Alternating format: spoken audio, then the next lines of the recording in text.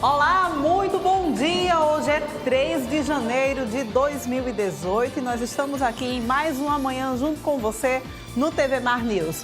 Você aí de casa está saindo agora, não quer perder a nossa programação? Então baixa o aplicativo da TV Mar no teu celular e você vai ter a nossa programação sempre na tua mão. Além disso, é possível também acompanhar a gente através do portal Gazeta Web. Acesse lá o www.gazetaweb.com e além de você ficar sempre muito bem informado de tudo o que acontece aqui no nosso estado, você ainda acompanha a programação ao vivo da TV Mar. A gente também está nas redes sociais através do Instagram, do Facebook, Twitter e também no canal do YouTube. Acesse lá o nosso canal e fica por dentro de tudo. Você pode rever, inclusive, alguns programas e algumas entrevistas lá no canal da gente do YouTube. Agora chega de conversa porque Fernando Palmeira já está pelas ruas aqui de Maceió. Porque, olha, 2018 já iniciou. Então, se iniciou 2018, isso significa dizer que nesse mês de janeiro, infelizmente, é impossível a gente não falar de contas a pagar. E uma delas é o IPTU. Na realidade, é o Viderlan Araújo, que já voltou de férias e está na companhia do nosso amigo também, que voltou de férias agora, Chico Nogueira. Muito bom dia para vocês. Sejam novamente muito bem-vindos aqui à nossa casa, a TV Mar. Segue aí com tudo, Viderlan Canhão. Um abraço, minha querida Porlane Santos. Saudade de você também, né? Sou eu, Araújo, sim, como você disse. Um grande abraço para todo mundo, para os nossos telespectadores. Olha, nós estamos na Secretaria de Economia do município para poder trazer informações a respeito do IPTU, o Imposto Predial Territorial Urbano de 2018. Já estão sendo confeccionados aproximadamente 214 mil carnês para achar na casa de centenas de contribuintes aqui na nossa capital. E a Secretaria tem trabalhado incansavelmente para tentar atender esse prazo. A previsão é que até fevereiro, por causa da questão de confecção mesmo desses carnês e dos correios, esses carnês possam estar chegando na casa dos contribuintes. Mas ainda existem caminhos para quem quer antecipar e pagar rigorosamente em dia todas essas suas contas, que acaba sendo importante também para movimentar a economia do município. Daqui a pouco nós vamos trazer aqui na Secretaria de Economia do município esses detalhes a respeito do IPTU. Vamos também abordar no programa de hoje a respeito do combate que a Secretaria Estadual de Saúde está tendo e a preocupação, mais uma vez, com a chegada do verão com a Aedes aegypti. Combater o mosquito acaba sendo também prioridade e a movimentação na manhã desta quarta-feira aqui na Secretaria de Economia do município, né? O pessoal já resolvendo suas pendências junto ao órgão para poder também começar o ano rigorosamente em dia com suas contas. Isso acaba sendo um procedimento importante para os contribuintes aqui em Maceió, que tem a ideia de começar o ano esse clima de contas resolvidas, contas em dia ou tentar resolver as pendências de outros anos. Eu estou ao lado do repórter cinematográfico Chico Nogueira, como você bem colocou, e daqui a pouquinho nós vamos trazer detalhes. Vamos conversar aqui com Fábio Soares, auditor fiscal, que vai trazer dicas para os contribuintes a respeito do IPTU 2018 e já está disponível no site e em mais alguns dias disponível também para os contribuintes chegando na residência o carnezinho para a sua contribuição e também, ao mesmo tempo, para alavancar a economia aqui no nosso município. Eu volto já, Porlane Santos. Beijão para você. Muito obrigada. Então, eu estou aguardando você e o Chico Nogueira aqui com mais informações aqui para o nosso TV Mar News. A gente continua falando de residência, então, porque, olha, entrou 2018, gente, é sempre bom a gente fazer planejamento sempre também nessa época do ano. Vamos rever, então, a necessidade de fazer um seguro residencial. Olha, ele pode livrar a gente de passar por muitos apertos. Vamos conferir na matéria de Mara Almeida. Em setembro de 2011, a jornalista Hélida Miranda foi acordada de uma maneira nada convencional, sufocada pela fumaça das chamas de um incêndio que já tomava conta da sala de seu apartamento. Segundo o laudo do Corpo de Bombeiros, o foco do sinistro foi um curto-circuito na TV. E mesmo após 6 anos do acontecido, ainda existem marcas físicas e psicológicas desse dia. Eu passei, nossa, um tempão sonhando com isso, né? Com medo de dormir, acontecer alguma coisa, com medo de voltar para cá e acontecer de novo, né? Então, pensei em vender o apartamento, né? Então, o prejuízo financeiro ele é muito significativo porque é a sua moradia, né? Você fica muito desprotegido mesmo. Mas o emocional, sem dúvida nenhuma, foi o que mais pesou. Élida perdeu tudo que havia na sala, mas felizmente o prejuízo não foi maior porque ela possuía seguro residencial, que possibilitou a reforma do espaço e refez toda a instalação elétrica do imóvel. Eu diria que o seguro fez tudo, porque a gente refez toda a instalação elétrica do apartamento inteiro, né? A gente fez o trabalho de recuperação do teto e das paredes, então lixou tudo, pintou tudo. A gente fez todo um trabalho mesmo de recuperação, e inclusive nas partes que foram atingidas não só pelo fogo, mas também pela fuligem, né? No banheiro, na cozinha, então tudo isso foi reparado. Nem sempre os casos de incêndio possuem um final feliz como o da Élida e como deste apartamento em que nós estamos aqui no bairro da Jatiuca, em Maceió, terá.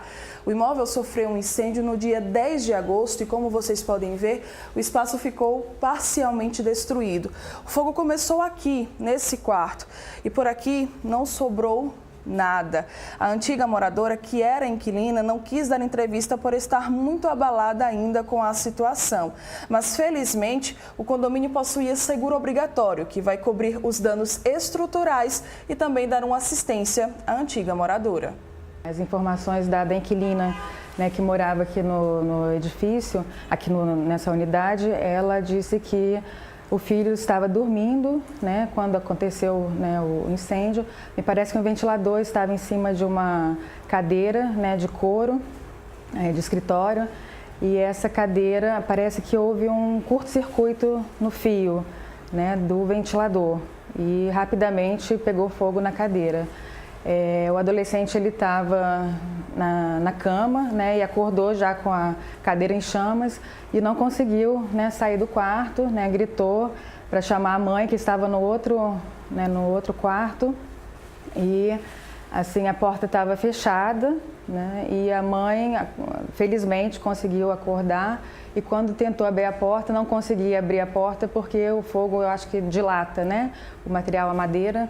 E ela ficou muito desesperada, sem saber, né, o que fazer. E aí ela teve a ajuda de vizinhos, né, e os vizinhos conseguiram abrir, e por sorte, né, o adolescente conseguiu assim, sair ileso. O seguro de condomínio, ele é obrigatório por lei e o seguro residencial ele vem como um complemento ao conteúdo que o morador possui dentro do apartamento.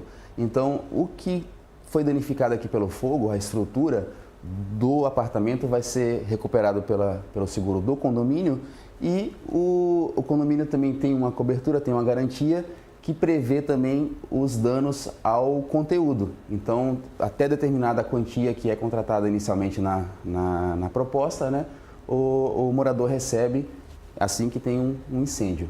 De acordo com dados da Federação Nacional de Seguros Gerais, menos de 15% das residências brasileiras possuem seguro. Esse número tem crescido a cada ano, mas ainda é baixo. O seguro residencial não é tão comum quanto o de carro e geralmente é contratado apenas com cobertura contra incêndio. Porém, ele pode cobrir outros imprevistos, desde vendavais até danos a terceiros. São vários benefícios. O principal é a cobertura básica, tá? Que é incêndio, a explosão, que aí você pode garantir tanto o imóvel, tá? Como os próprios bens dentro do imóvel, bens elétricos e os móveis. Tá? Além disso, outras coberturas legais, danos elétricos também, que os equipamentos podem sofrer algum curto, a responsabilidade civil que pode ocorrer daquele cliente ter, por exemplo, um cachorro e esse animal, ele vir pegar uma pessoa, por exemplo, na rua, ou um outro animal, venha machucar, e essa pessoa ser responsabilidade civilmente. Tá? Além disso, para mim, o mais legal são os serviços para a sua residência. Então, por exemplo, o cliente ele tem de um simples reparo hidráulico, tá, até um reparo de uma geladeira, de um fogão, micro-ondas. Tá? Então, tudo isso a companhia pode oferecer para o cliente de acordo com a necessidade dele e, logicamente, de acordo com o contrato que ele fez junto à seguradora. E engana-se quem pensa que não dá para encaixar no orçamento pessoal ou familiar a contratação de um seguro residencial.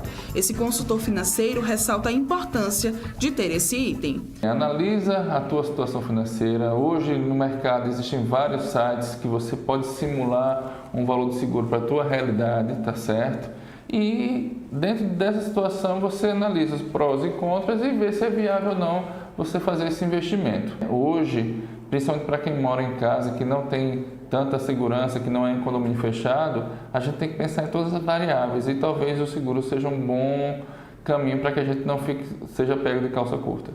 Nem sempre os acidentes possuem finais felizes como os abordados nessa reportagem.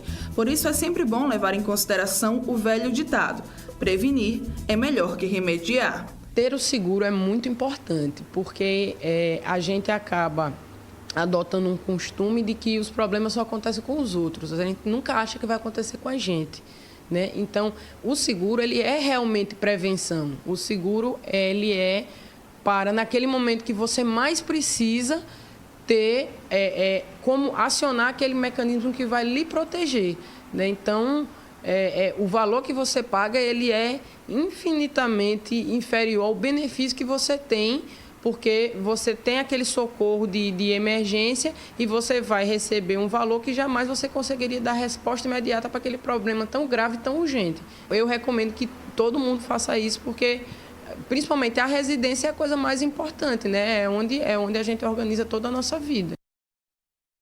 Muito bacana esse material preparado pela nossa repórter e apresentadora também, Mara Almeida. Gente, olha, vale a gente ressaltar que esse material que a Mara produziu e fez, né, aqui pra gente, essa matéria foi finalista do Prêmio Nacional de Seguros aqui para todo o Brasil. A Mara, inclusive, foi lá no Rio de Janeiro participar dessa solenidade. Agora a gente volta novamente com o Viderlan Araújo. Dessa vez ele vai trazer mais informações aprofundadas sobre a questão do IPTU. Você aí de casa já pode retirar o seu boleto, pagar a cota única. Vamos ver também quais são as outras opções de pagamento com eles. Vamos, Viderlan?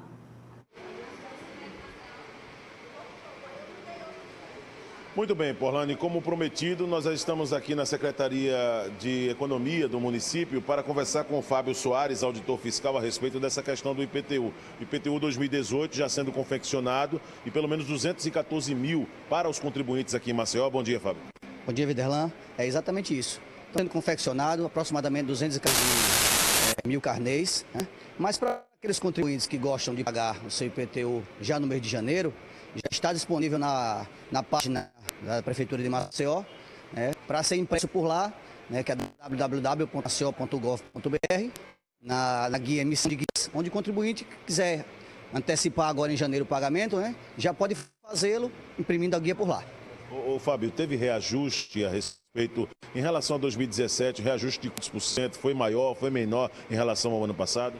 Esse reajuste, Viderlan, ele é dado de acordo com o índice inflacionário, né, que vai de novembro do ano anterior, no caso 2016, até outubro de 2017. Né? Esse ano foi de 2,7%. Ano passado foi em torno de 5,5%, 5,6%. Quer dizer, foi bem menor, mas em questão da inflação, né, do período inflacionário ter sido menor no nosso país esse ano, 2017. Tudo isso acaba sendo em relação ao IPCA, né? Exatamente, é o IPCA. Fábio, a respeito também dessa condição de desconto. Quem tem direito a desconto para pagar essa cota anual do IPTU? Todo contribuinte que resolver fazer o pagamento do IPTU na cota única, né, que esse ano vai a 31 de março, terá desconto de 10%, né, para pagamento à vista. Tá? E aquele que for parcelar em 10 vezes, que vai de março a dezembro deste ano. Então, a questão do parcelamento, né, tem essa opção, até 10 vezes é o máximo para quem quer pagar de maneira suave. Exatamente, 10 parcelas iguais, que vão de março a dezembro. Em casos de isenção, existem várias modalidades de isenção, mas gostaria que você falasse também essa questão. Como é que isso acaba sendo também dividido pela Prefeitura? Quem tem direito a pagar o IPTU, quem não tem?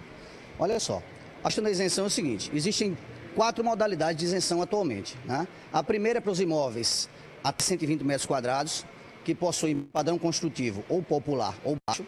Né? A segunda, com os imóveis com valor venal abaixo de R$30 mil.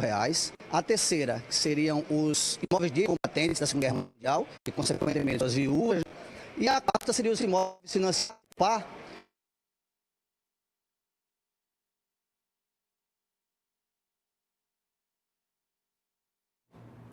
Então, a gente teve um probleminha aí com a nossa transmissão, porque depende de internet, gente, mas é assim mesmo. Olha, programa ao vivo, acontece essas coisas. A gente volta daqui a pouquinho, então, com o Viderlan Araújo. Ele vai concluir aí, também vai para outras pautas na rua e vai deixar a gente informado de tudo que está acontecendo aqui em Maceió. Agora, a gente já está aqui no estudo continuando, falando sobre impostos, né? A gente vai falar também aqui sobre o MEI. Você sabe o que é MEI? Pois é, 2018 começou e trouxe também mudanças para isso. A gente vai conversar aqui com Renata Fonseca, nossa representante aqui do Sebrae, que vai nos passar mais informações.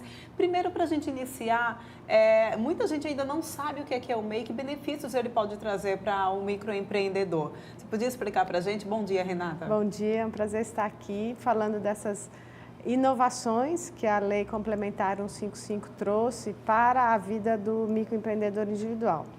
Então, o microempreendedor individual é aquela menor unidade produtiva, é aquele empresário ou aquela empresária que tem o faturamento a partir de 1º de janeiro até R$81 mil por ano. Então, se você quer empreender e você acredita que seu faturamento vai ficar em torno de R$ 6.700 por mês, você pode abrir um MEI. Como é que abre o MEI? Você pode ir ao portal do empreendedor, né? E ele é aberto automaticamente pelo MEI. Você escolhe a atividade que você quer fazer e, posteriormente, você pede as licenças de vigilância sanitária, de bombeiro, todas as outras licenças.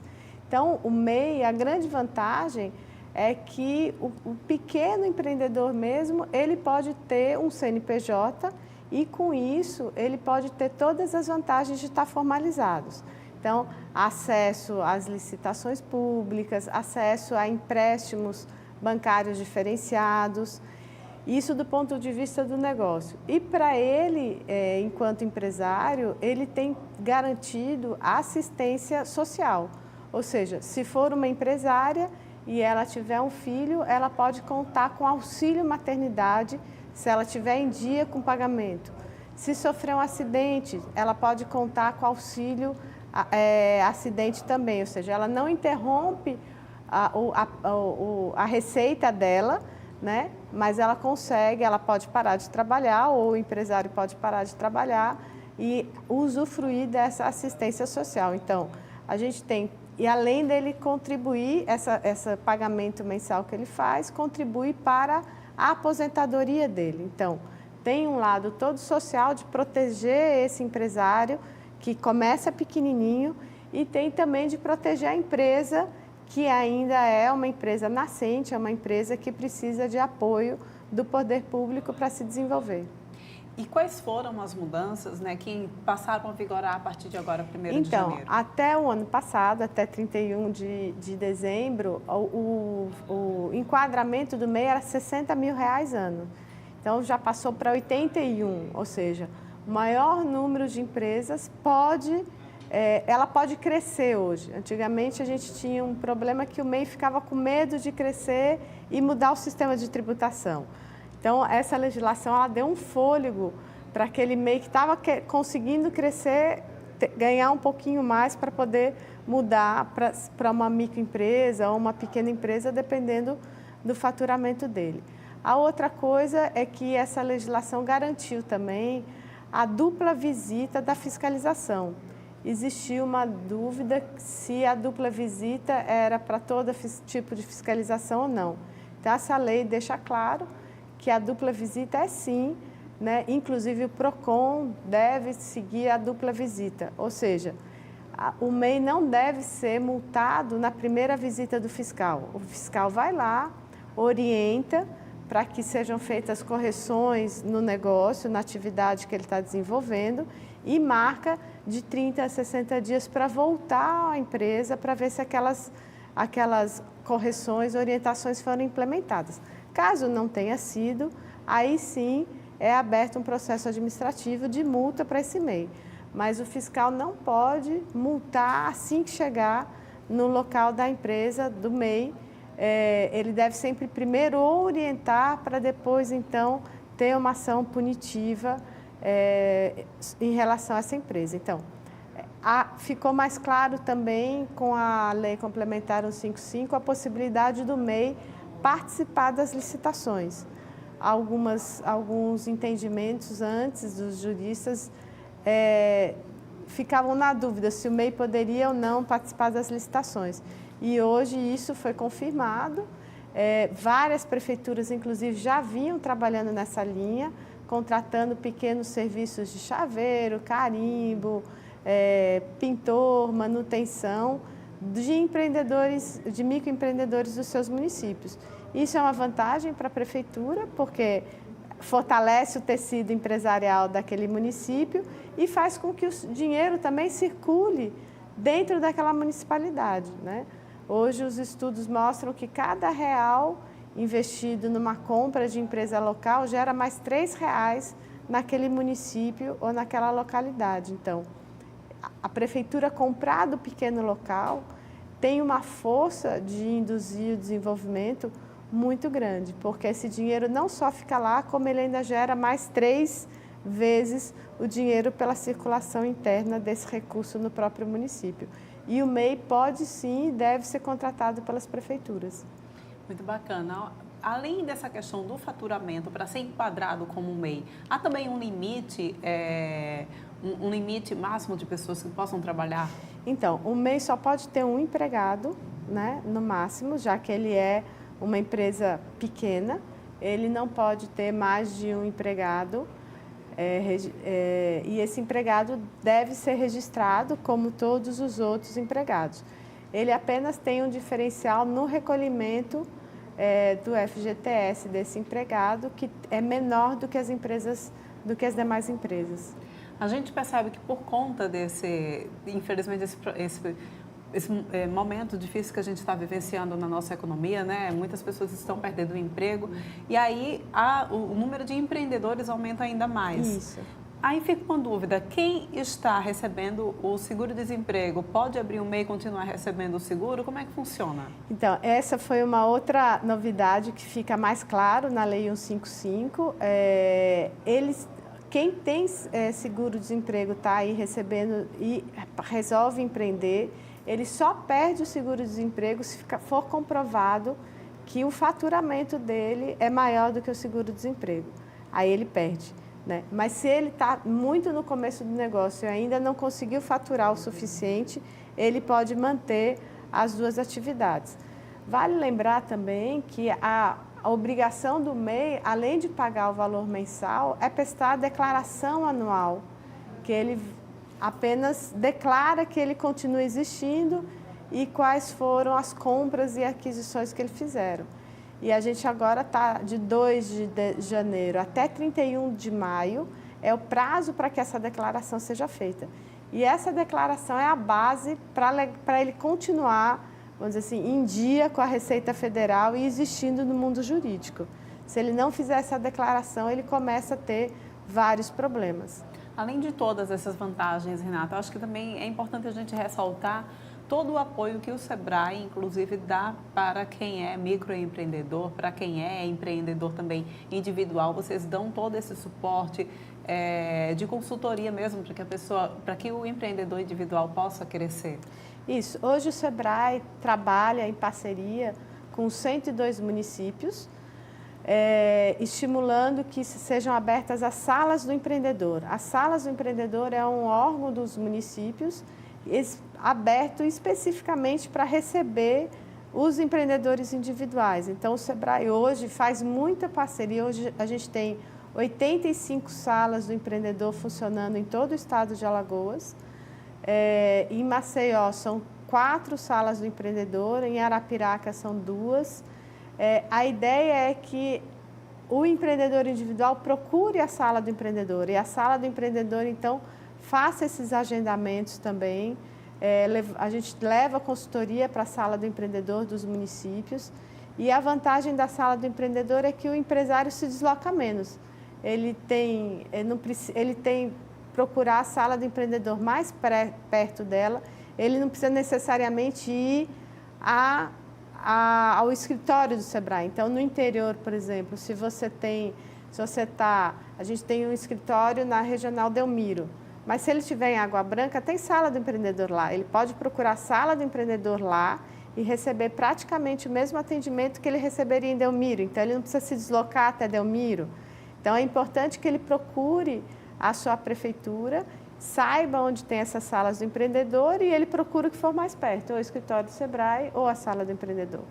Pois é, além disso, também novas atividades foram incluídas na modalidade do MEI, né? Existem algumas mudanças, essas 13 novas modalidades. Como é que as pessoas podem ter acesso a Então, essas... no portal do Sebrae traz, mas se ele entrar no portal do empreendedor, ele vai colocar lá, quando ele clica na atividade, aparece todas as atividades que são possíveis. Então, se não aparecer nenhuma daquelas, é porque aquela atividade dele não pode ser enquadrada. Ou se tiver aquela, por exemplo, padaria, ele vai logo lá encontrar a padaria, que tipo de padaria é, e ele inclui aquela atividade como a sua atividade. Uma orientação que a gente dá é que ele escolha a atividade que ele vai desenvolver e não coloque várias, porque às vezes ele fica indeciso e ele coloca lá padaria, oficina mecânica, várias atividades, e isso vai influenciar inclusive nas taxas que ele tem que pagar posteriormente. Às vezes o que serve para a oficina mecânica não serve para a padaria. E na dúvida o poder público cobra a que for mais complexa. Então, se ele escolhe a atividade mais próxima da realidade dele, é melhor inclusive para cálculo das taxas que vão ser cobradas.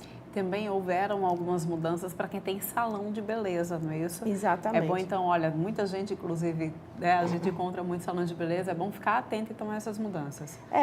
O salão de beleza, na verdade, ele já é uma pequena empresa, né? E com a lei que cria o salão parceiro, ou seja, a pequena empresa pode fazer parceria com vários MEIs para prestarem serviço ao salão grande. A dificuldade que se tinha era como calcular o que era ganho do MEI parceiro e do salão parceiro. E agora a 155 ela vem esclarecendo isso, que o ganho do MEI não pode ser contabilizado no ganho do salão da pequena empresa que está em parceria com aquele MEI.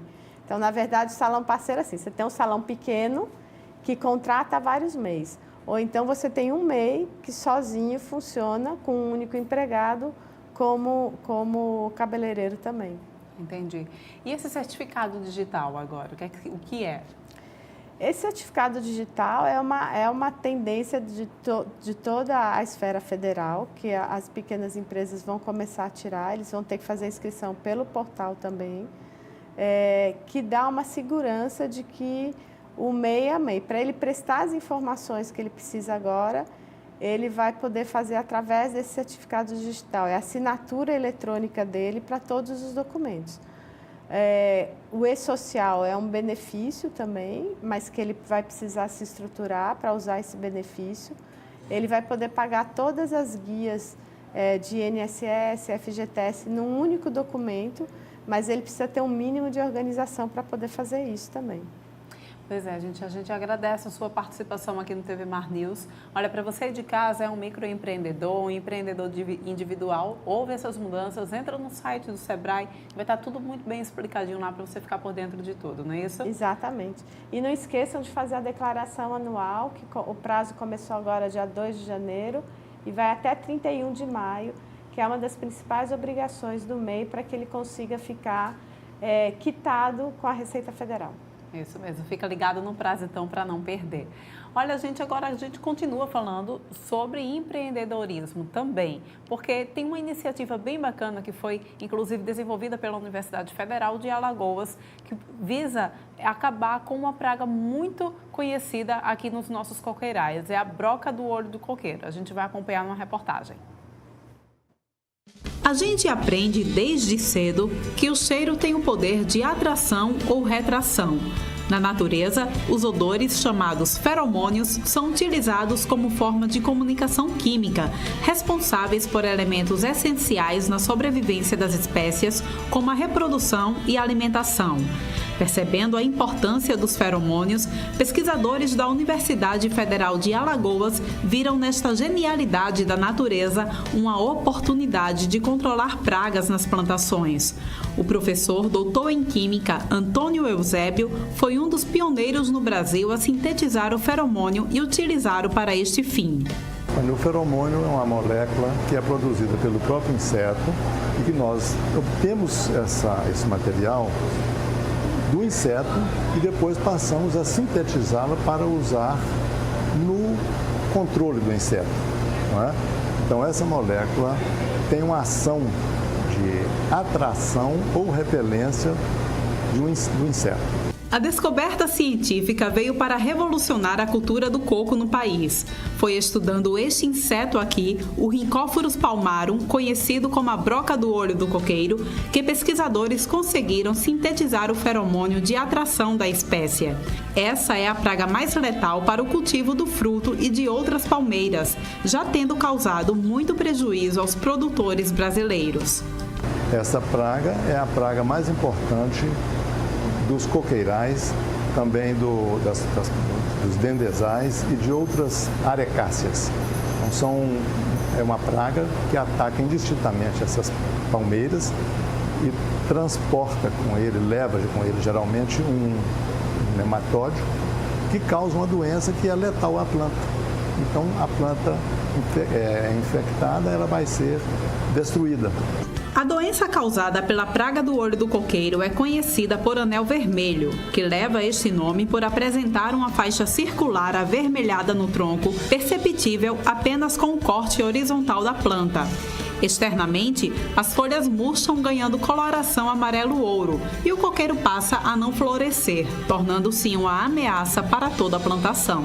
É uma doença letal, uma vez que ataca o coqueiro está contaminado, não tem mais cura. O ideal é que se elimine, porque elimina o foco, porque tudo que ela está doente, ela vai atrair mais insetos, e os insetos são atraídos mais por coqueiros doentes do que pelos sadios.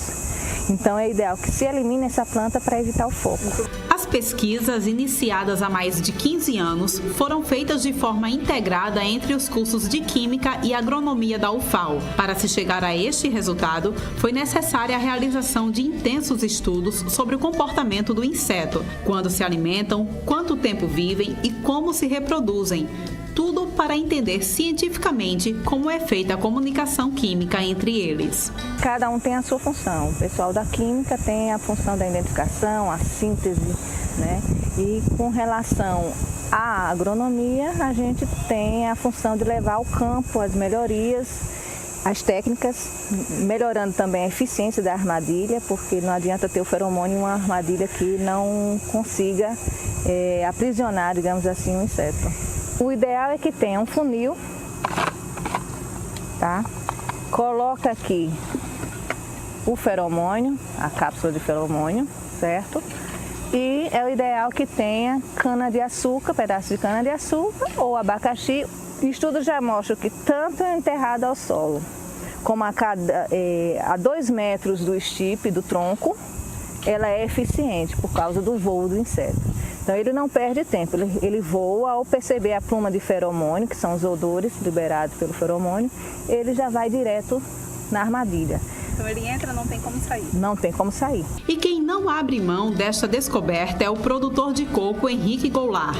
Ele é proprietário de uma fazenda de 8 hectares em Marechal Deodoro e conta como a utilização do feromônio tem sido essencial no cultivo da planta.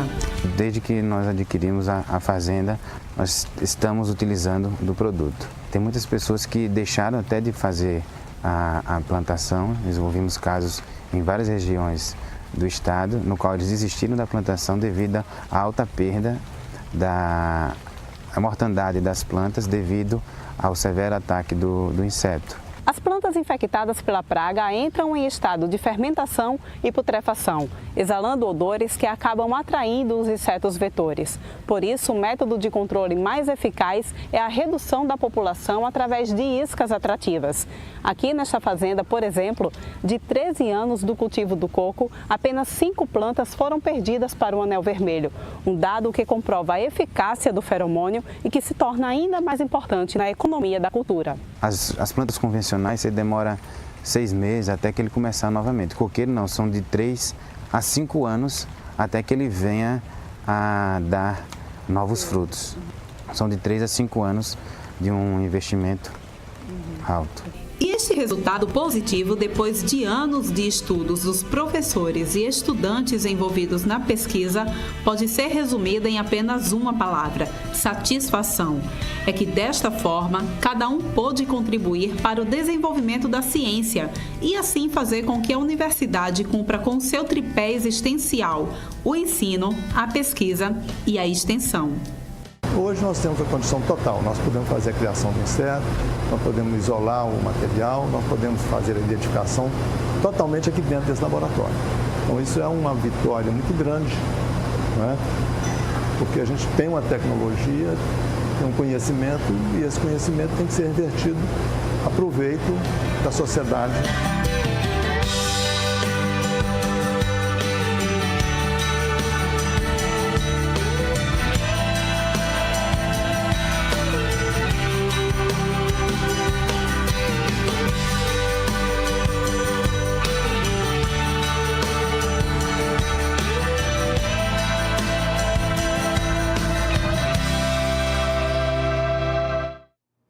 Então, gente, bacana essa iniciativa, não é?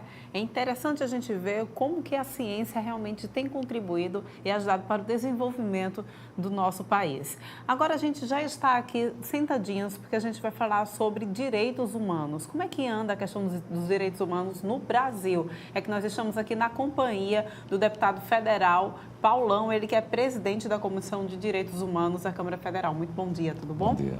Como é que está a situação dos direitos humanos diante dessa loucura que a gente vive a política aqui do Brasil? Muito grave. Nós tivemos esse ano, eu que assumi a Comissão de Direitos Humanos e Minoria, a periodicidade de um ano. Assumi final de fevereiro, começo de março, meu mandato termina agora. E a gente está numa conjuntura, num momento político e social muito grave. E agravou também pelo aspecto político, com a ascensão do atual presidente, que eu considero legítimo, a bancada, que era considerada de uma forma pejorativa do baixo clero, essa bancada estabeleceu uma correlação de força desde que o Eduardo Cunha assumiu a presidência. E ele teve uma junção da bancada ruralista, que tinha em torno de 200 deputados, a bancada da bala, que é financiada pelo setor de armamento no Brasil, e um segmento pequeno, neopentecostal, que fez uma junção de uma pauta muito reativa e atingiu de cheio, sem dúvida nenhuma, os direitos humanos, né? Teve no passado, inclusive, o presidente dessa comissão, foi muito polêmico, o Marcos Feliciano, e essa pauta reativa ela tem consequência real, imediata. Então, hoje a gente está tendo um processo muito grave no campo. Houve um processo da luta da terra, atingindo os povos originários, os povos indígenas, as comunidades quilombolas e os movimentos agrários. Então, este ano foi o ano que teve mais mortes na história do Brasil, 2017. Mutilações, atentados, né? A gente também tem um fenômeno que já vem há um certo tempo, muito grave, que é o genocídio praticado contra os jovens negros e pobres da periferia. Só para você ter ideia, a gente tem mais de 60 mil mortes ano. É preciso destacar que depois da Segunda Guerra Mundial, existe um genocídio reconhecido que foi da Somália com 10 mil pessoas. No Brasil, a gente tem mais de 60 mil ano. E essa violência ela tem localidade geográfica, que é periferia, sexo masculino, juventude, negro e pobre. O motivador maior, geralmente, você tem vinculação com crack, que é uma droga alienígena, um substrato da cocaína. Então, a gente percebe que as autoridades, de uma forma geral, os três poderes, tanto na instância municipal, estadual e federal, não priorizam essa pauta, né? Em uma parcela considerável da própria sociedade civil. Aí a gente faz uma retrospectiva na história. O Gessé, que é um grande sociólogo, fez um livro recente chamado Elite do Poder, ele faz uma avaliação que o povo brasileiro não fez autocrítica do genocídio praticado contra os índios e contra a escravidão. E você tem resquícios fortíssimos dessas marcas até hoje. Como essa pauta dos 60 mil atinge o jovem pobre da periferia, né, não é prioridade, infelizmente, para as autoridades. Para você ter ideia, Maceió foi durante 5 anos a capital mais violenta do Brasil. Em 2013, foi a mais violenta do mundo, nessa localização.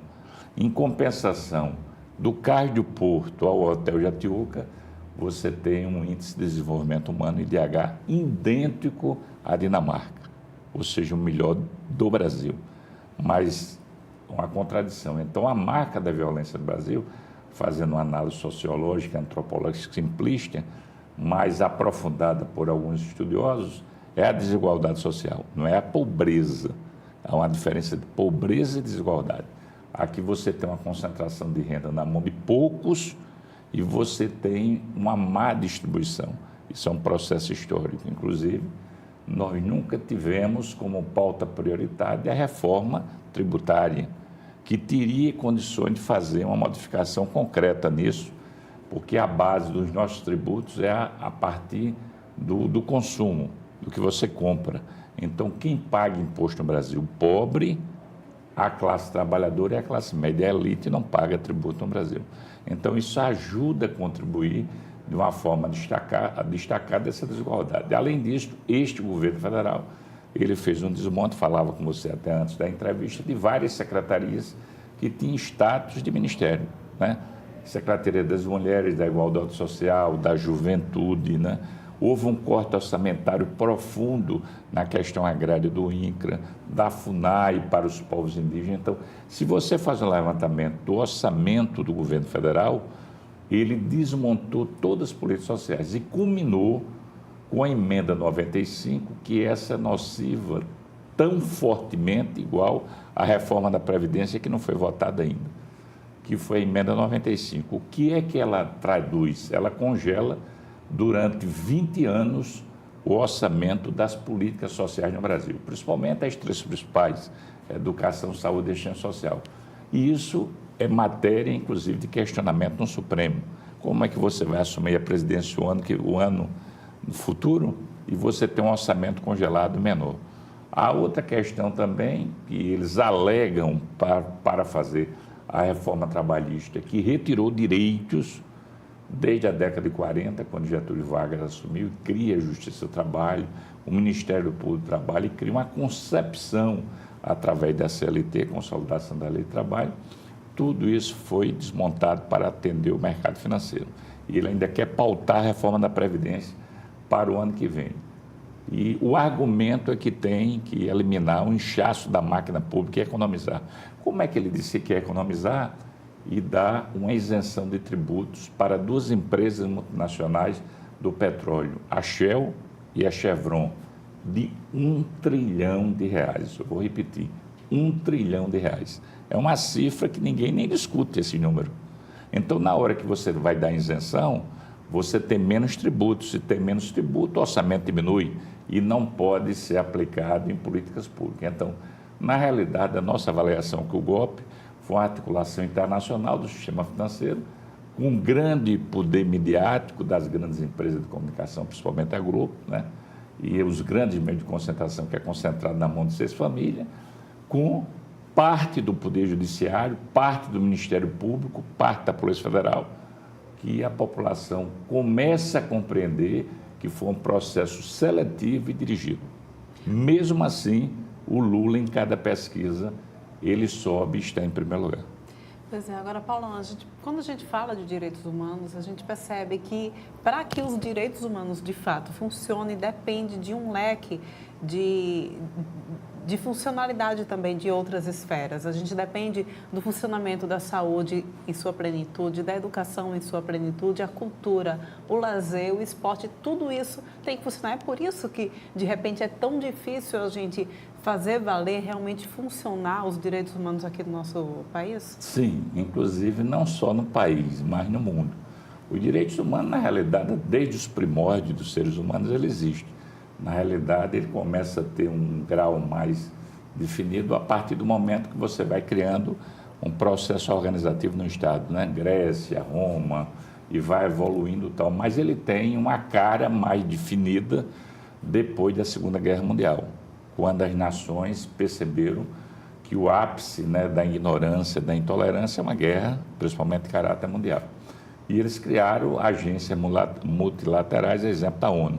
Fizeram um pacto, e a partir disso foi feito aquela carta da Declaração Universal dos Direitos Humanos, onde você estabeleceu critérios para isso. Naquele momento, até uma parte da esquerda, numa visão mais clássica, discordou dos direitos humanos, que achava que era um processo de fazer um acordo com um processo capitalista. Então, hoje, você discutir direitos humanos, existe polêmicas quando você discute em países que muitas vezes pode ter problema de liberdade, né, numa visão liberal, mas é real, como a China, né? Há várias críticas em relação a esse processo, como você tem nos Estados Unidos, que é o país que representa a meca do capitalismo. Na realidade, direitos humanos, numa frase curta e clássica e pequena, é defender a vida. E quando você defende a vida, em qualquer modelo concentrador e que tem um grau de tirania, você vai de encontro ao governante, seja no município, seja no Estado, seja no plano federal, até internacional, né? Então, você tem no campo das ideias. Quando você tem um campo das ideias, exemplo, o leque da cultura, né? A capacidade dos artistas produzirem. A gente está vivenciando um momento que não é muito diferente da Segunda Guerra Mundial. Então, de repente, essa obra que está aqui do seu lado, muito bonita, essa jangada, ela pode ser interpretada na visão de pessoas tacanhas, inclusive do Congresso Nacional, como se fosse uma obra libidinosa, né? E isso é muito grave, porque a liberdade de expressão, claro que ela tem um limite, mas ela tem um papel fundamental. A outra coisa é você discutir no Congresso Nacional a questão da redução para reduzir a idade do menor para 16 anos. Isso é muito grave, né? O processo. E tem pessoas que acham que teria que reduzir para 0, para 10 anos. E está aprovado que o sistema prisional, inclusive ocorreu agora no dia 1º, em Goiânia, ela não recupera, não ressocializa. Na realidade, é a universidade do crime, né? Então, você teria que ter políticas públicas que antecedessem o processo de recuperação, antecipado. E aquela velha injeção, não é, que a gente discute, investir na educação desde os primeiros momentos. A importância das creches para as mulheres trabalhadoras deixarem seu filho com dignidade, alimentação, sociabilidade, estímulo sensorial, uma escola de qualidade no processo, saúde, assistência social. Então, tudo isso são políticas de médio e longo prazo, que, na minha visão, o Lula vinha fazendo isso. E aí você questiona esse processo, por isso que estou dizendo, 60 mil jovens são mortos no Brasil. A outra coisa é a própria política da droga no Brasil, né? Você vê o estado do Rio de Janeiro, é um estado hoje praticamente que não tem solução. Aí você coloca a Polícia Civil, Polícia Militar, as Forças Armadas para combater o resultado da causa, o efeito. Aí eu pergunto, olha, o crack é originário da cocaína, que é uma planta que só tem em 3 países do mundo devido ao microclima, Colômbia, Peru e Bolívia. Por que você não faz uma ação integrada, não é? Polícia Militar, Rodoviária Federal, Polícia Federal, Forças Armadas, no sentido de trabalhar as fronteiras e discutir o atacado.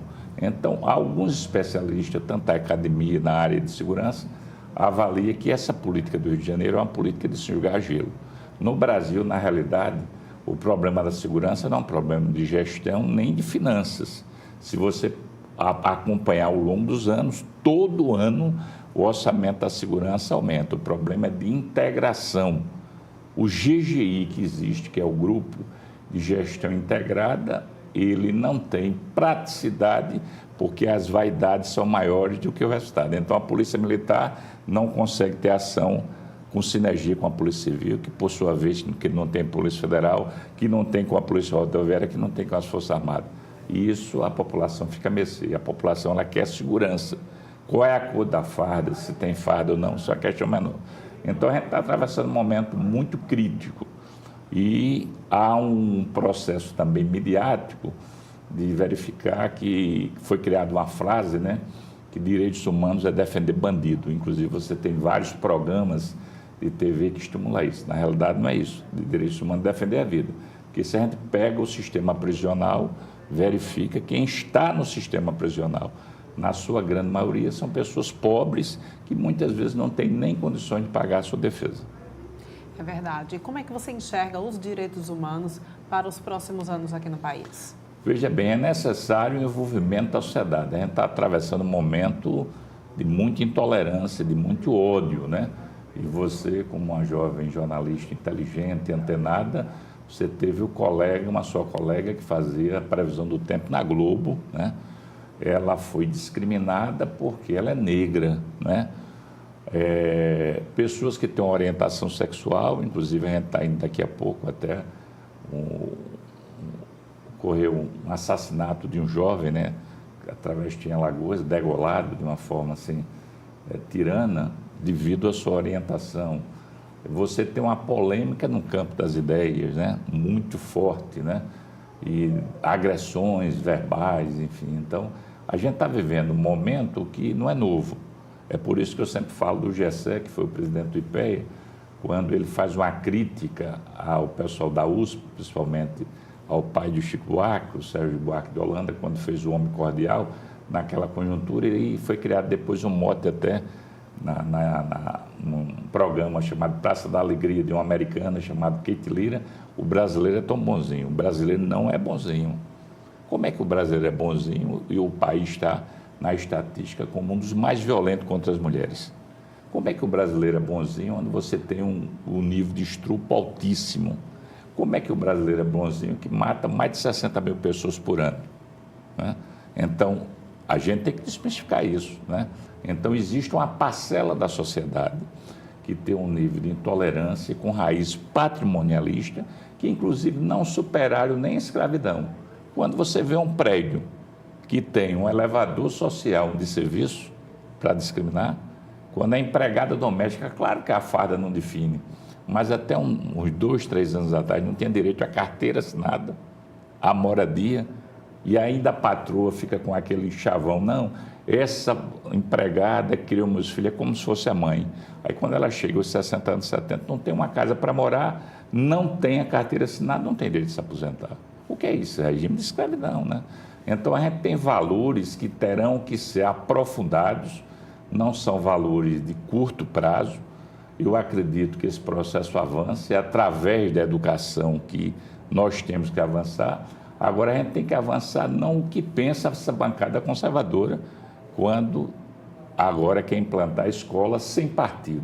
Na realidade, não é escola sem partido, é uma escola sem ideias. Como é que você vai tirar um curso com filosofia, geografia, história, sociologia, que faz, inclusive, o adolescente, a criança pensar, sair do seu casulo e pensar no mundo, ter valores fundamentais como liberdade, mas discutir também igualdade e a fraternidade, que são valores fundamentais. Eu tenho muita esperança, tenho fé. É um programa, é um processo, direitos humanos é um processo de avanço com muita dificuldade. Uma parcela da classe política não quer discutir esse assunto, porque esse assunto não dá voto e a gente não pode ficar preso somente ao resultado eleitoral. Eu entendo que direitos humanos é princípios humanísticos, civilizatório, para que a gente possa cada dia avançar a qualidade de vida, não só do Brasil, mas a nível mundial, para que a gente tenha palavras na ordem do dia, como amor, fraternidade, solidariedade. É isso que eu acredito. Pois é, a gente realmente vive, infelizmente, um momento de intolerância muito grande, né? E impossível a gente, em pleno século XXI, ainda estar discutindo, inclusive, a própria escravidão ainda no mercado de trabalho. A gente espera, então, que vocês, encampando ainda essa luta lá frente à bancada federal, consigam, de fato, trazer resultados positivos para a sociedade, porque é isso que a gente precisa. Okay? A gente agradece também a sua participação aqui no TV Mar News. Eu agradeço, inclusive, todos os telespectadores. Um grande abraço. Agora a gente vai para um rápido intervalo, intervalo comercial e a gente volta daqui a pouquinho com mais informações. A gente ainda tem Fiderlan Araújo pelas ruas de Maceió.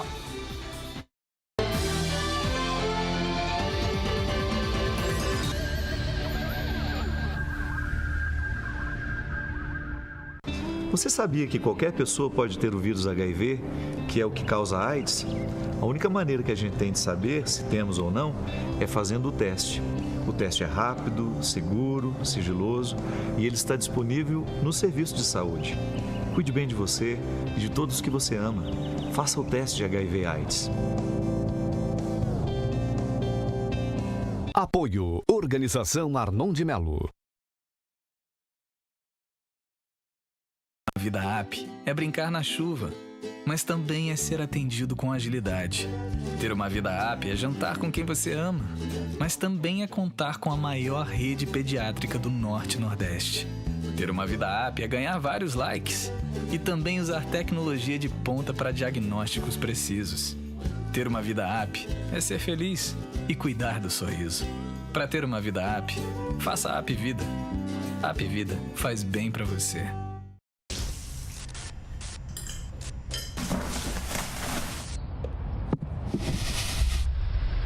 Ô menina, anda logo, tira isso daí, bora trabalhar. Maria tem 10 anos e tem sua infância destruída trabalhando em um lixão. Isso precisa mudar.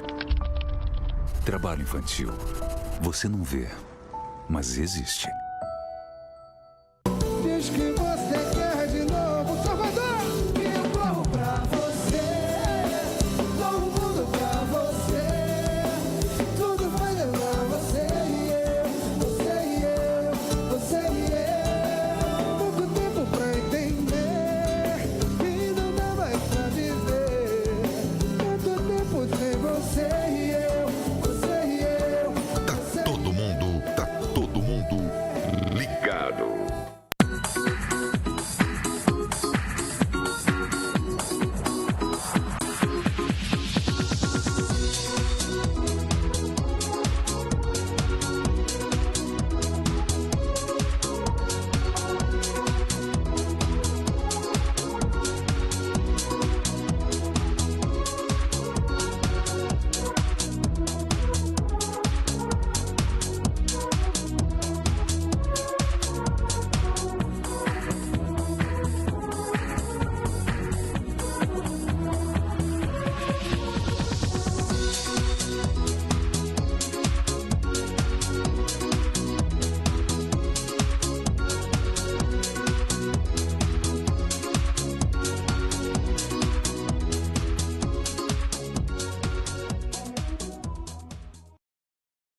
Quem joga no time da defesa tem que tomar cuidado com o time do ataque.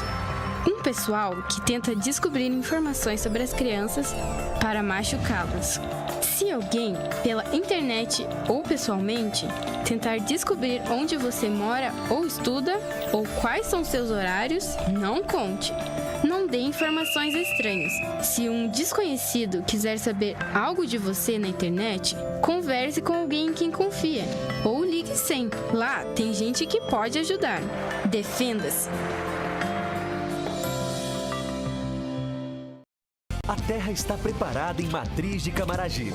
Acabou de receber feijão, milho, arroz e sorgo. As sementes para uma safra melhor vão render bons frutos com mais trabalho do governo em todas as regiões do estado.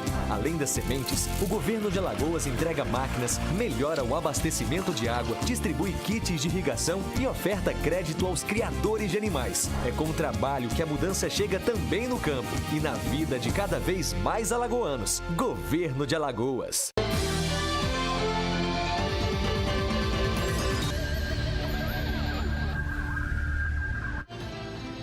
8h02 e nós já estamos de volta com o TV Mar News para falar sobre um assunto, gente, muito importante. Olha, o verão voltou e aí a gente começa a ver o tempo esquentando, intercalados aí com algumas pancadas de chuva. Isso tudo é um ambiente, na realidade, muito propício para a proliferação do mosquito Aedes aegypti. E é exatamente nessa época do ano que a gente vê acontecer os casos de arboviroses como dengue, zika e chikungunya. Então, vale a pena a gente estar muito ligado a esses pontos. E a gente está aqui já posicionado também com o Renê Oliveira, ele que é infectologista e vai conversar um pouco com a gente sobre isso. Infelizmente, a gente já percebe aí, inclusive, dados do Ministério da Saúde que coloca o nosso estado numa situação já de alerta para surto dessas arboviroses, né? O que a gente deve estar atento? Muito bom dia, Renê. Bom dia. Principalmente com relação à prevenção. É necessário ter uma atenção à prevenção, que a população precisa enxergar que a prevenção é o principal. Após o desenvolvimento de um quadro de dengue, sendo uma forma simples, né, que é a dengue clássica, ou a forma hemorrágica, pouca coisa a gente pode mudar com relação a questão mais geral, comunitária, de uma forma, podemos ser mais precisos dessa forma, né, tá? Então, temos de buscar a prevenção. A gente viveu há cerca de 2, 3 anos atrás um período muito preocupante, né? Com surtos, epidemias na realidade, de dengue, de zika, chikungunya. A zika trazendo, infelizmente, esses casos tristes que nós tivemos de microcefalia, esses problemas com gestantes, enfim. 2 anos, 3 anos mais ou menos se passaram depois disso e aí a gente percebe que parece que a população está meio que esquecida desse problema que a gente ainda está vivenciando, porque ainda não acabou. Como é que você vê, que leitura você faz disso? Exatamente, essa combinação ela foi trágica, jamais imaginaríamos que teríamos o que chamamos hoje de tríplice epidemia, dengue, chikungunya e zika. Esse ano, acredito, com relação, assim, tendo uma relação direta com o que aconteceu, com toda aquela toda a preocupação que tivemos nos últimos 3, 4 anos com zika e chikungunya e dengue também, melhorou. Nós tivemos uma redução expressiva no número de notificações de dengue, caiu também chikungunya e zika, graças a Deus, estabilizou. Mas esses cuidados com relação à prevenção dessas 3 doenças, não podemos jamais esquecer que é o principal. Tá? O cuidado dentro de casa, cuidado com o acúmulo de água, o cuidado com o lixo, que nós não temos, né, tá? Maceió, como a maioria das cidades do Brasil, não existe o cuidado com o lixo. O lixo vai levar ao acúmulo de água, por quê? Porque vai obstruir as galerias de águas pluviais, né, tá? O cuidado também com os objetos que acumulam água dentro de casa, tudo isso a gente precisa ter. Além do uso de repelentes nessa época do ano, principalmente para quem vai para a praia, etc., né? Esse ano vai se mostrando ser um ano chuvoso, diferente do começo do ano passado. Isso é mais um motivo de preocupação. Por quê? Porque teremos a junção de água em praticamente todas as cidades do estado. Pois pouco ainda se sabe sobre a zika, sobre a chikungunya, principalmente sobre essas doenças, né? A gente já evoluiu bastante, mas ainda não se dá para dizer ao certo o que é que pode acontecer daqui por diante. A pessoa que teve zika há 3, 2 anos atrás, ela está imune, chikungunya também. Inclusive, existem pessoas que sentem os reflexos da chikungunya ainda hoje que teve a doença há alguns anos atrás, né? Como é que funciona? Como é que está o andamento das pesquisas em relação a essas doenças? Boa pergunta. Quem teve zika ou chikungunya está imune. Dengue é diferente. Imune por quanto tempo? Como são doenças ainda em processo de investigação, tudo indica que é para o resto da vida, principalmente zika, né? Dengue não, porque dengue são 4 sorotipos, né, tá? O dengue 1, 2, 3 e 4. A pessoa pode desenvolver um e anos após desenvolver outro e pode ter 4 quadros de dengue, né? A chikungunya chama atenção porque ela pode, as consequências da chikungunya podem permanecer, principalmente naqueles pacientes que já têm alterações nas articulações, por muito tempo. 1 ano, 2 anos, ainda não se sabe, ou mais tempo. Pois é, eu vejo, inclusive, muitas pessoas que tiveram o problema com a chikungunya e até hoje permanecem num quadro crônico mesmo de dores, né? O que ela deve fazer? A quem que ela deve recorrer? Quando estabelecido o quadro de chikungunya, o paciente ele precisa ter um acompanhamento com o reumatologista, né, tá? Ele tem de ter acesso também à fisioterapia. E esse paciente, ele terá de ter um acompanhamento no sistema de saúde durante vários anos, porque ele vai permanecer com as suas queixas por muito tempo. Tá? Então, da mesma forma, a gente poderia dizer que da mesma forma que foi montada uma força-tarefa para atender os pacientes que tiveram problemas por conta de microcefalia, por conta da zika, proveniente da zika, deveria também se estabelecer um protocolo para atendimento às pessoas que tiveram chikungunya e se encontram, muitas delas, às vezes até incapacitadas de fazer as suas atividades diárias. Deveríamos oferecer a esses pacientes essa possibilidade. Mas são doenças que chamamos de doenças negligenciadas, né, tá? Porque elas causam problemas, principalmente na população mais carente, que tem um peso, digamos, político menor, né? Olha, a gente viu aí, inclusive, imagens. Volta lá a imagem, por favor, Josiel, para a gente dar uma olhada. A gente colocou aí na tela, inclusive, imagens do mosquito transmissor, que é o Aedes aegypti, não é isso? Sim. Olha só, esse é o Aedes aegypti? Não. Sim. O de cima, na realidade, do canto... Do canto direito, não é isso, da tela? Exato. Que é importante que a gente... Só a fêmea que transmite esses vírus, como é que funciona, Renê? A fêmea, ela precisa do sangue para o desenvolvimento dos seus ovos, né, tá? Ela, após copular com o macho, ela faz isso apenas uma vez e ela precisa do sangue, em uma quantidade assim expressiva, né, tá? Se ela conseguir na primeira pessoa, tudo bem. Caso contrário, ela vai picando várias pessoas e é nesse momento que ela faz a transmissão, né, tá? Porque quando ela retira o sangue, ela regurgita e entra o vírus no sistema sanguíneo da pessoa. E vale a gente ressaltar também quais são, de fato, os horários em que a incidência desse mosquito aumenta, né? Porque o pessoal diz, não, mas só tem risco pela manhã cedinho e à tarde. É isso mesmo, porque, olha, eu particularmente já vi até meio-dia mosquito a gente fala mosquito da dengue, né? O Aedes aegypti lá em casa.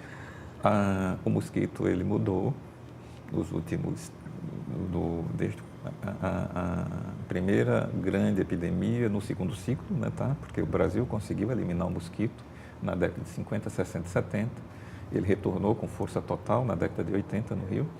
Ele mudou como? Antigamente ele percorria um espaço menor, né, entre as residências, hoje não, ele consegue chegar mais longe, ele consegue chegar mais alto. E ele também mudou um pouquinho a característica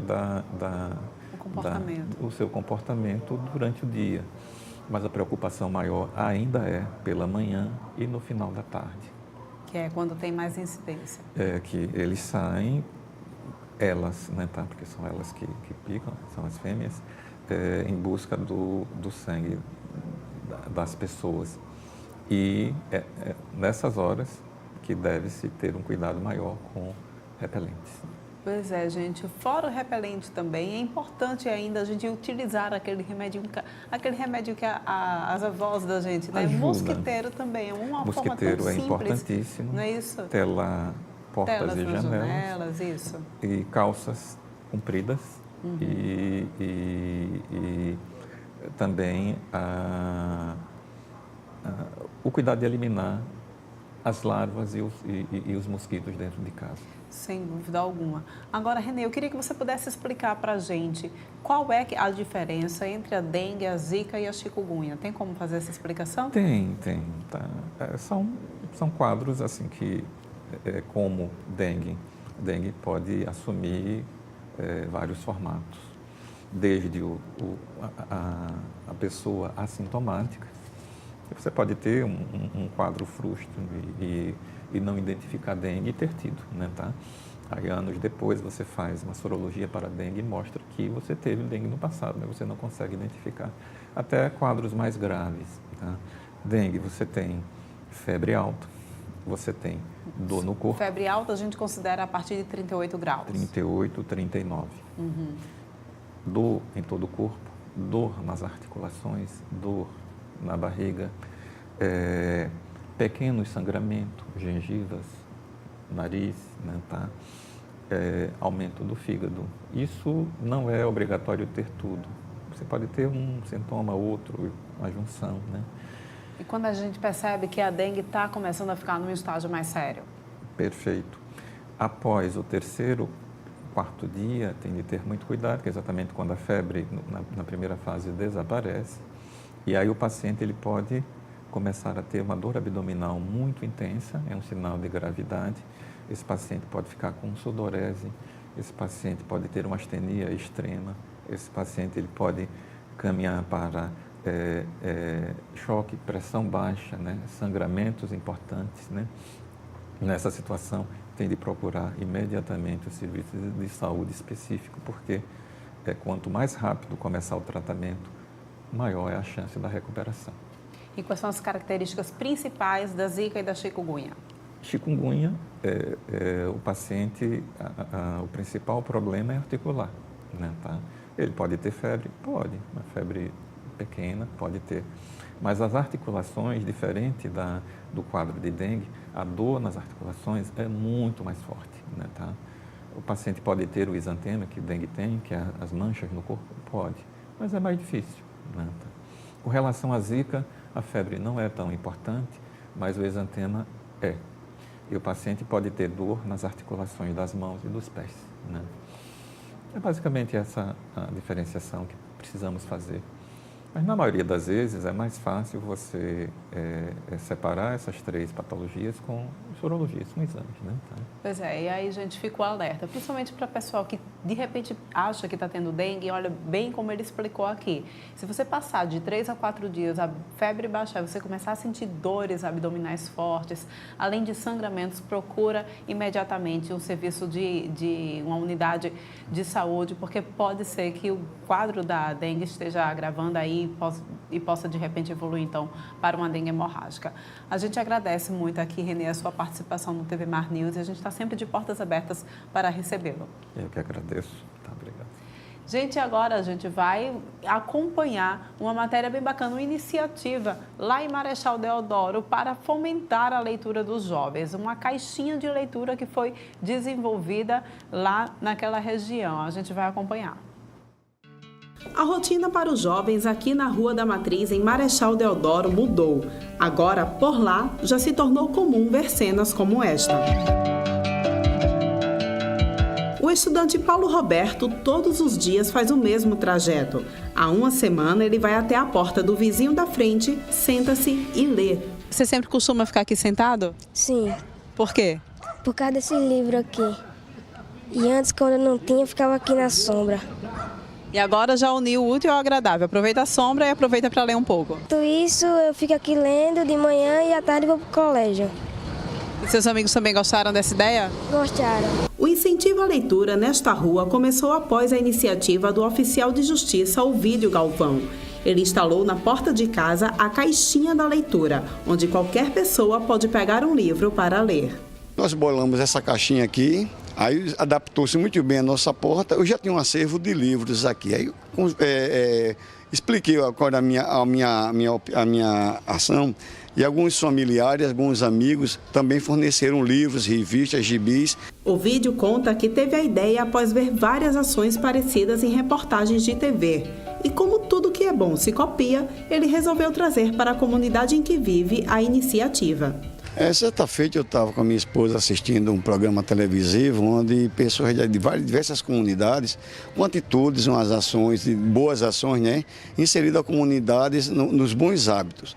E o que me chamou muita atenção foram dois, uma chamada geladeira do livro, onde o cidadão tinha uma geladeira, tirou as prateleiras e ali disponibilizou livros para a comunidade. Algumas pessoas se juntaram e fizeram o ninho do livro, ou seja, criaram uma casinha de madeira e distribuir na cidade com revistas, livros.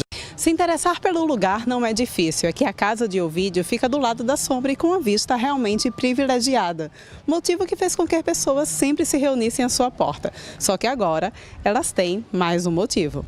O pessoal gostava de ficar aqui na porta, né, conversando, porque o interior sabe como é, né? Os jovens se reúnem para bater papo, deixar a conversa em dia, usar muito mídia eletrônica. Aqui o espaço é bem convidativo. O visual também ajuda muito, né? Hoje, então, além de continuarem batendo papo, já tem mais uma opção que é o bom hábito da leitura. Agora, o segredo para que a ideia se multiplique é contar com o apoio da comunidade. É a comunidade engajada, principalmente os alunos aqui do Colégio da Frente, né? Amanhã, pela manhã, quando eles chegam aqui, correm logo para a caixinha, escolhem seu livro de preferência.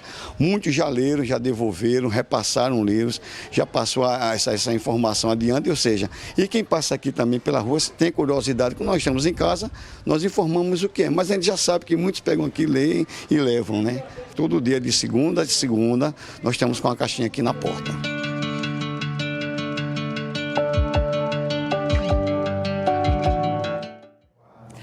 Olha só, que iniciativa bacana, né, gente? É sempre bom que iniciativas como estas sejam replicadas em nossa cidade, né?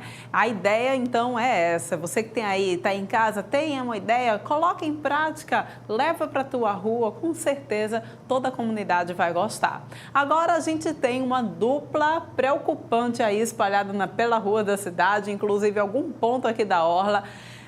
Chico Nogueira, Viderlan Araújo, que estavam de férias, mas parece que não se contentaram. Eles estão aí pela orla de Maceió, trazendo mais informações sobre o que? Viderlan Araújo, conta pra gente. Matando um pouco da saudade, né, minha querida Paulane Santos? Não pode ser diferente. Matar a saudade nesse belo mar aqui de Pajuçara, né? Olha, e a maré hoje está daquele ritmo que você conhece muito bem, Paulane. Convidando você para dar aquele verdadeiro mergulho, né? Uma parada, uma verdadeira piscina. E aos poucos, com essa época de alta temporada, os turistas também começam a ocupar os espaços. E quem comemora com tudo isso são os ambulantes, né? O pessoal fazendo festa aqui realmente, diante dessa presença de turistas aqui na nossa capital nesse início de ano. Muitos de férias, e a movimentação é tão grande, mas tão grande, dá para perceber inclusive a presença pela movimentação também na piscina natural, né? Muitas embarcações saindo constantemente. Desde que nós chegamos aqui, já constatamos 2 embarcações se dirigindo. E se o Chico fechar lá, observa lá a procissão de jangada que está indo para a piscina natural. 1, 2, 3, 4, 5, 6, 7, 8, tudo em fila, seguindo a mesma rota.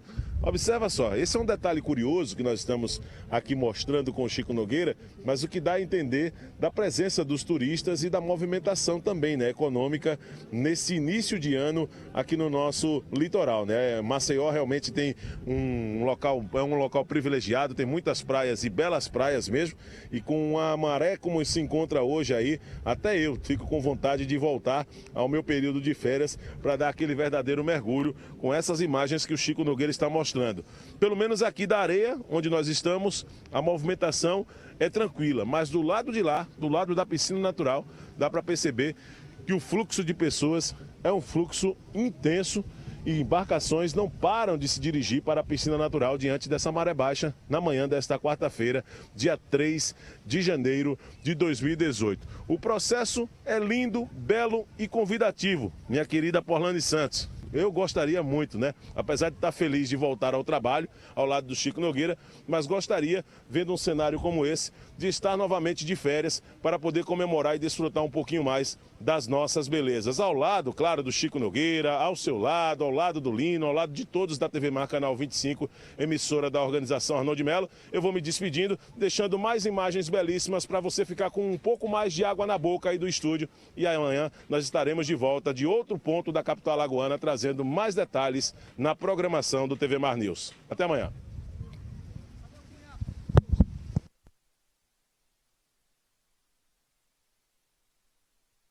Pois é, olha só, Viderlan Araújo me matando de inveja. Olha, Viderlan, você só não me dá mais inveja porque eu estou percebendo que você não está com trajes apropriados para cair no mar. Porque se tivesse, eu sei muito bem que nem você, nem Chico Nogueira iriam resistir. O céu realmente está lindo, a praia linda, movimento grande, intenso também para uma quarta-feira, praticamente terça-feira, né? Porque a semana começou ontem, dá a impressão que hoje é terça, então tem um movimento bastante considerável, isso por conta da nossa alta temporada, por conta do grande fluxo, sobretudo de turistas também que a gente tem aqui na nossa capital e além, é claro, desse período de férias, né? Vale ressaltar que não são apenas turistas que estão por lá. A gente está num período de férias e o maceioense, o alagoano também vai aproveitar, é claro, as nossas praias. Eu tenho percebido esse movimento intenso também, gente, inclusive à noite. Parece até que a cidade é outra. Quando a gente está aqui na região da Orla, à noite dá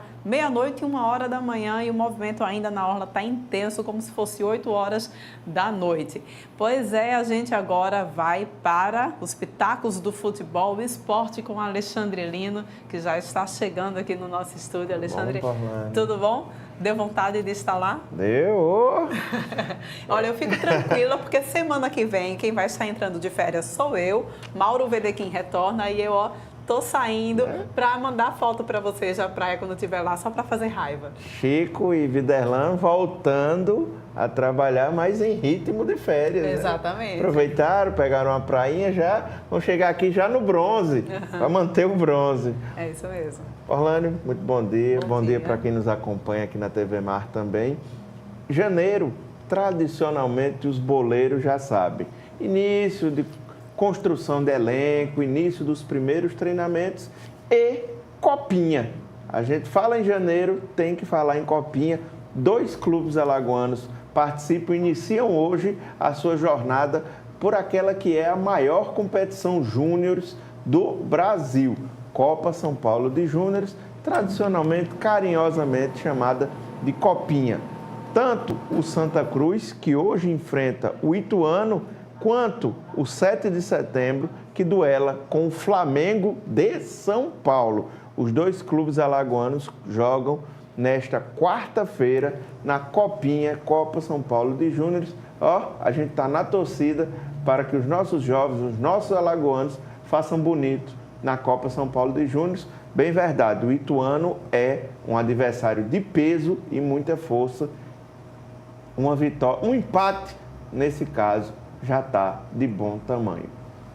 Lino, pois é, a gente tem aí esse panorama para as equipes alagoanas, né? Sim, sim. A gente está falando da molecada, mas também vamos falar um pouco dos mais velhos, né? Do profissional. A gente tem... vamos começar falando do CRB. Ontem eu brinquei bastante que o CRB também estava em ritmo de férias, em clima de férias. Bem verdade, o elenco foi apresentado, são 29 jogadores e ainda mais o anúncio de um novo meia ofensivo. Está aqui a apresentação no Ninho do Galo e o ex-jogador do Ituano, que eu falava agora há pouco, Pedrinho, chega para ser o 19º jogador contratado para a atual temporada. É muita gente.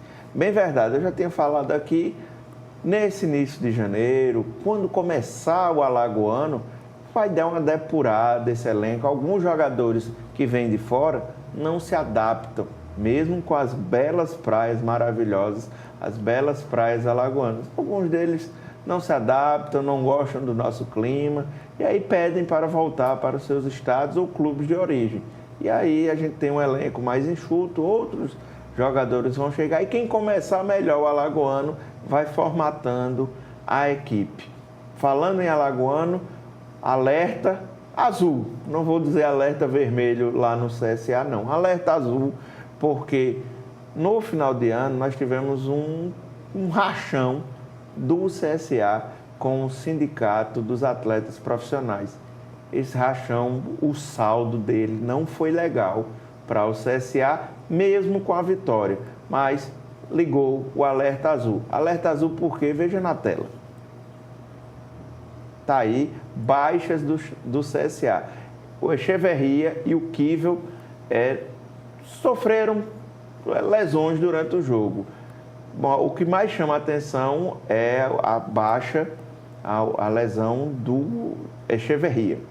Vamos aguardar, assim, o que seria inicialmente só um gelo, já está maior, a situação não é das melhores. E também tem a questão do joelhos, ou seja, o jogo, ao que tudo indica, foi bem duro, não era, Porlândia, uma brincadeira, foi para valer. O que seria um amistoso, um rachão mesmo, um treino, terminou com 3 jogadores sentindo lesões, coxa, joelho, tornozelo. Foi puxado. Preocupante, então, para quem está começando, né? Agora o ano, já começar no departamento médico não é legal. É complicado. Será que esse não seria, então, o momento para aguardar, então, as próximas competições, de resguardar um pouco mais os jogadores? Sim, não, essa turma vai para fisioterapia agora e fisioterapia pesada, porque não foram lesões leves. Não foi também lesões para tirar o cara do campeonato, mas são lesões para ter um cuidado maior, até porque são atletas que se espera deles um alto rendimento. E espera-se também um alto rendimento do Asa de Arapiraca.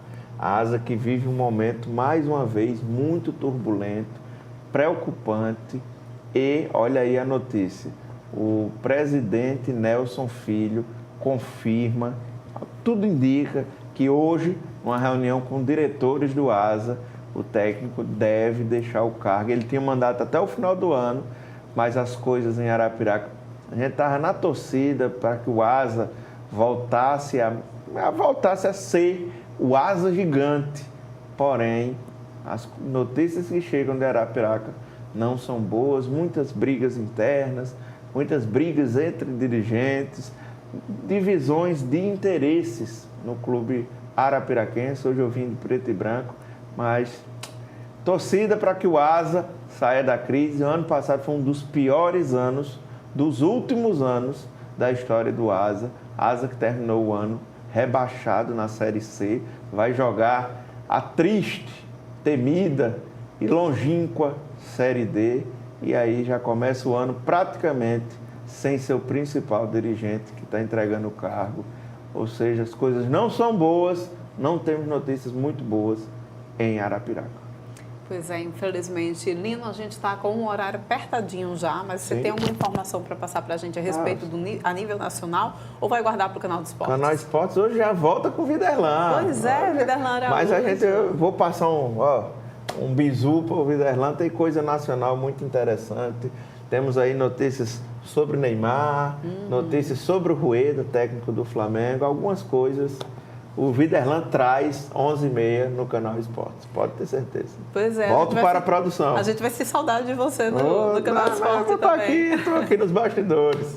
Então, ok, gente. Então, vamos acabar, então, TV Mar News por hoje. Amanhã a gente volta ainda mais com informações quentinhas para você, estar sempre ligado na gente.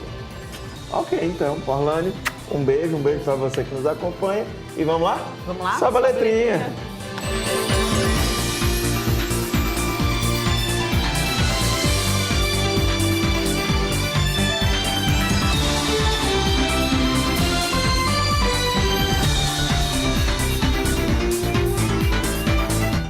Ter uma vida app é brincar na chuva, mas também é ser atendido com agilidade.